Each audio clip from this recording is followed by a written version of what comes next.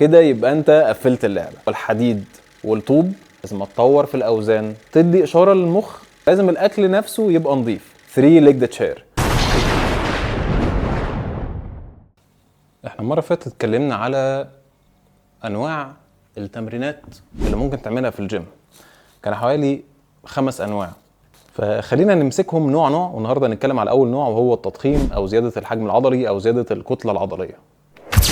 طيب لو قلنا ان تضخيم او زياده الكتله العضليه متقسمه ل3 نقط، ايه ممكن تكون اهم نقطه فيهم كلهم او الوحيده اللي انا ما اقدرش استغنى عنها عشان اوصل للحجم العضلي اللي انا محتاجه؟ اول حاجه هو التمرين.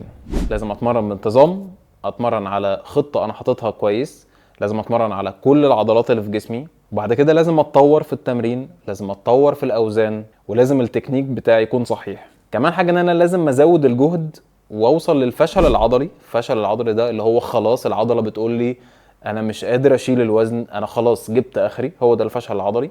فالتمرين ببساطه خالص هو ان انا بوصل العضله ان هي توصل اشاره للمخ ان هي مش مستحمله المجهود ده، فمحتاجه تبقى اقوى ومحتاجه تبقى اكبر.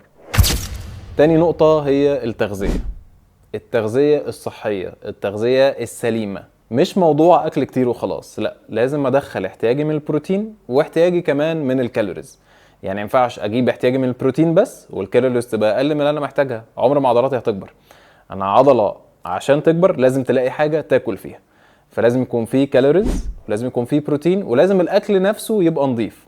فانا مثلا جسمي محتاج 2000 كالوري، ما ينفعش ادخلهم شوكولاته وشيبسي وبيبسي واكل من بره، لا، لازم الاكل نفسه يبقى ليه كواليتي. فانا بدخل كواليتي محترمه من الاكل بالكالوريز اللي جسمي محتاجها والبروتين اللي جسمي محتاجه، طبعا جنب المعادن المهمه والفيتامينات المهمه اللي جسمي محتاجها.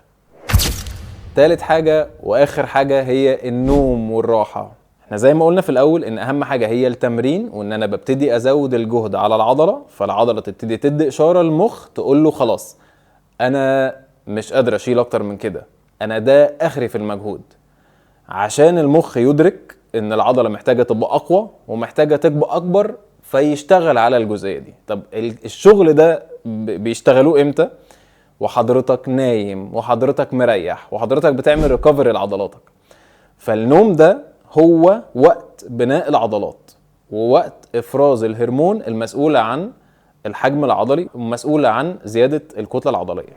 فلازم تنام كويس، وزي ما الاكل له كواليتي النوم له كواليتي. لازم تنام كويس، مش متاخر، مش الصبح، لازم تنام كويس في وقت كويس، عدد ساعات كويس. كده يبقى انت قفلت اللعبه.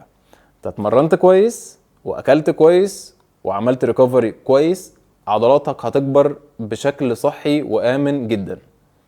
هما بره بيسموا العمليه دي كلها ايه؟ او عمليه بناء الحجم العضلي بيسموها 3 legged chair، يعني كرسي له 3 رجلين، اللي هو التمرين والتغذيه والنوم. هقول لكم على تشبيه تاني بسيط جدا يبسط العمليه دي كلها. تخيلوا ان احنا عايزين نبني مبنى، فبيكون فيه مهندس وعمال.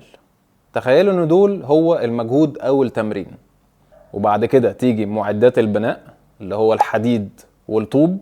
تخيلوا ان دول هم النيوتريشن او التغذيه، وبعد كده بيجي وقت الشغل اللي العمال بيشتغلوا فيه. تخيلوا ان هو ده النوم. دي ابسط طريقه ممكن اشرح لكم بيها اللي بيحصل في التمرين والتغذيه والنوم. اشوفكم في الفيديو الجاي ان شاء الله. سلام.